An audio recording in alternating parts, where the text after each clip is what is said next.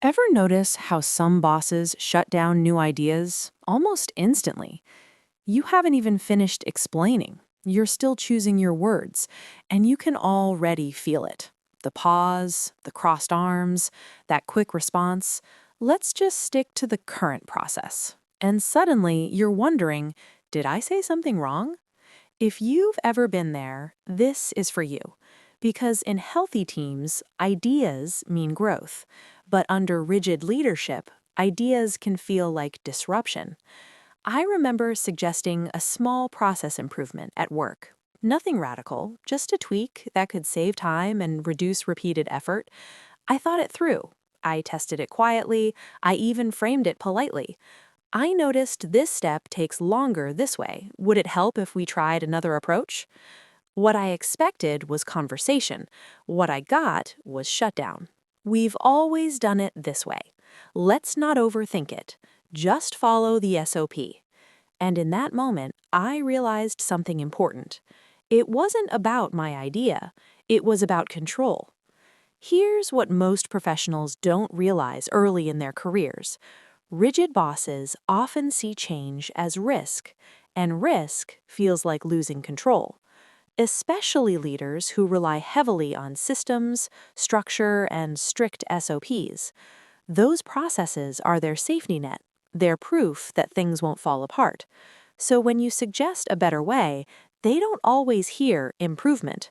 What they sometimes hear is, the way you've been doing things isn't good enough. And even when you don't mean it that way, emotionally, it can feel threatening. Once I understood this, my entire approach to managing up changed. I stopped correcting. I started positioning. Instead of saying, this process is slowing us down, I began saying, I think this could help your system run more smoothly. Same insight, different delivery. And that small shift changed everything. Because now I wasn't challenging authority, I was supporting it. This is what emotional intelligence at work actually looks like. Managing up is not about shrinking your intelligence.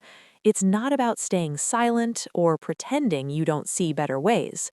It's about understanding the psychology behind leadership behavior. Control, safety, fear of mistakes, fear of losing relevance. When you frame ideas as support instead of correction, rigid leaders feel safer listening. Not, this isn't working, but this could make your process even stronger. Not, you should change this, but this might help us get the result you're aiming for faster. When I started doing this, conversations softened. Ideas were considered. Resistance reduced. Nothing about my competence changed. Only my strategy did. And this matters because the wrong response to rigid leadership is silence. People shrink, they disengage, they stop bringing ideas, and that leads to burnout, frustration, and feeling invisible at work. You don't have to lose your voice to survive a rigid environment. You just have to learn how to translate your ideas. If you've ever been shut down for trying to improve a process, you're not difficult, you're not disrespectful, you're not too much. You might just be speaking logic to someone who is responding emotionally. And once you see that, you stop taking it personally. You become strategic. You manage up with clarity. You protect your confidence without triggering defensiveness. Because the goal isn't just to be right at work. The goal is to be heard. And sometimes being heard starts with understanding what the other person is afraid of losing.